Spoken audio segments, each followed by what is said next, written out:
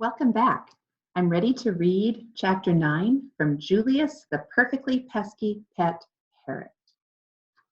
Remember, he went to Sabbath school with Mitch, and now it's time for church, and Mitch was going to take Julius home. Mitch tried to quiet Julius, but the parrot only yelled louder. Finally giving up, Mitch went in search of Mom. He needed to tell her that he was taking Julius home. He could easily be back in time for the worship service.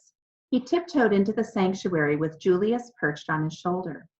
Finally spotting Mom, he eased down the aisle, passing in front of several people. Excuse me, please. Excuse me, please. Excuse me, he repeated. Mom smiled as Mitch reached her. How'd it go? She whispered. Pretty well. I'm taking Julius home now. I'll be back before long. Mom smiled and nodded, turning her attention back to the speaker. Julius opened his eyes wide and looked at Mitch. The big bird stood tall on his arm and stretched his wings. He flapped them twice. Then Mitch's heart nearly stopped as he watched his pet go up, up, up until he fluttered in the high peak of the ceiling. Finally, he settled on a light fixture 20 feet above the congregation, looking more than pleased with himself. Mitch couldn't very well call the large green bird while someone was speaking. He knew it wouldn't do any good anyway, so he sat down to wait until after the benediction. The sanctuary buzzed with everyone laughing, talking, and pointing at Julius, whose bright eyes didn't miss a thing. What do I do now? Mitch asked Mom desperately. Mom shook her dark curls. Will he sit quietly through the church service? Mom, no one ever knows what Julius will do. Mom smiled. Well, you can't get him, so you may as well relax and hope for the best. Mitch slumped in his seat. Julius didn't move or make a sound during opening exercises for the church service. Mitch heaved a cautious sigh of relief. But when the first hymn ended, a new song rang through the church. Heavenly sunshine, hallelujah, Julius is mine. It sounded as though the speaker system were turned on full blast. Pastor Arden jumped as though he had been struck by lightning. He looked frantically around, then grasped the microphone. Excuse me, he said. Something seems to be wrong with the sound system. People all over the sanctuary pointed skyward. Finally, sighting the large red-headed green bird with yellow cheeks quietly swaying on the chandelier, Pastor Arden smiled widely. Oh, he said, I see we have a guest. He looked over the congregation. Does anyone know our friend? Mitch felt his cheeks burning. He held up his hand, but only until it was barely visible above the pew, kind of like this.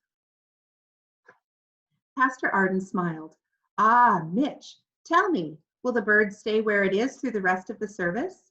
Mitch shrugged. I'm sorry, I don't know. Julius didn't move a feather until the pastor began his sermon. Good morning, the minister said, wearing a large smile. This morning, my text is one you all know. Forgive, and you shall be forgiven. Excuse me, Julius yelled, putting a sudden and definite stop to the sermon. Pastor Arden looked up at Julius. I said, he said, completely serious, my text is, forgive, and you shall be forgiven. The congregation roared with laughter, and Mitch sank lower in the pew. Julius said nothing, so the minister returned to his sermon.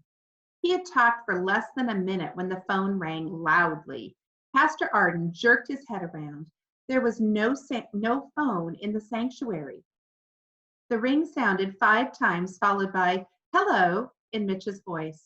Silence filled the large room as everyone watched to see what the bird would do next. Mitch could tell the pastor was getting rattled. Julius said no more. The people watched, whispered, and waited. So did Pastor Arden. Mitch drew a deep breath. Maybe, just maybe, Julius would be good now. The minister began his sermon again. As I was saying, we are so understanding about our own faults, but we feel quite different when others make mistakes. Oh, Mitch, oh, Mitch, oh, Mitch, Julius screamed in Cassie's voice from his perch high in the ceiling. Once again, the uproar caused Pastor Arden to stop. He pulled a white handkerchief from his jacket pocket and mopped his face. After a moment, he stepped back to the microphone and shrugged. I guess my subject is appropriate this morning, he said with a friendly smile. I'm sure we've already forgiven this innocent bird. He took off his glasses and held them in his right hand while he continued.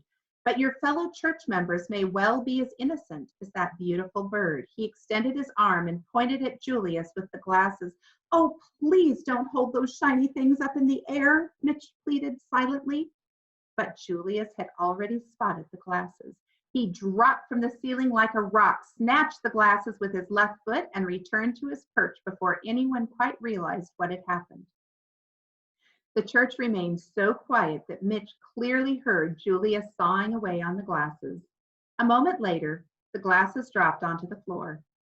Both pieces.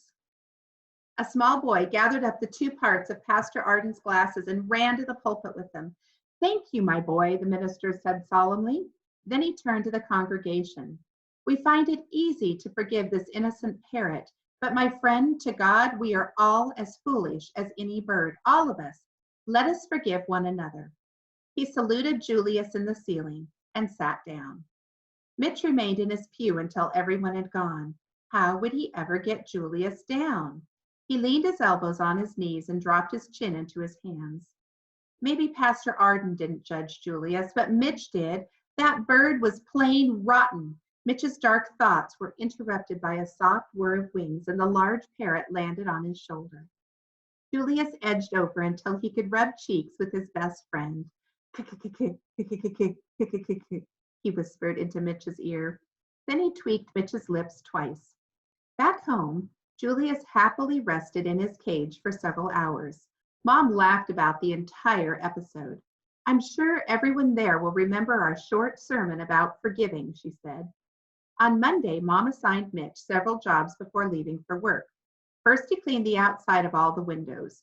Julius flew around the yard, returning to check on Mitch every little while. Cassie came over in the afternoon and helped Mitch weed the garden.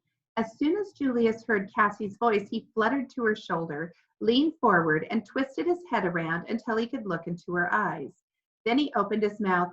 Oh, Mitch! Oh, Mitch! Oh, Mitch! He yelled in her voice. After they finished the work, Cassie suggested they walk to the corner grocery for a diet root beer. Sounds great if Grandma has time to go with us, Mitch readily agreed. Let me put Julius into his cage first. No, bring him. He makes everything more fun, Cassie pleaded. He won't be any trouble. You know he won't. Yeah, he's never any trouble. We know that for sure, don't we? Well, I'm putting a longer piece of yarn on him this time. If he decides to take off, he'll get a big surprise. And that's the end of chapter 9.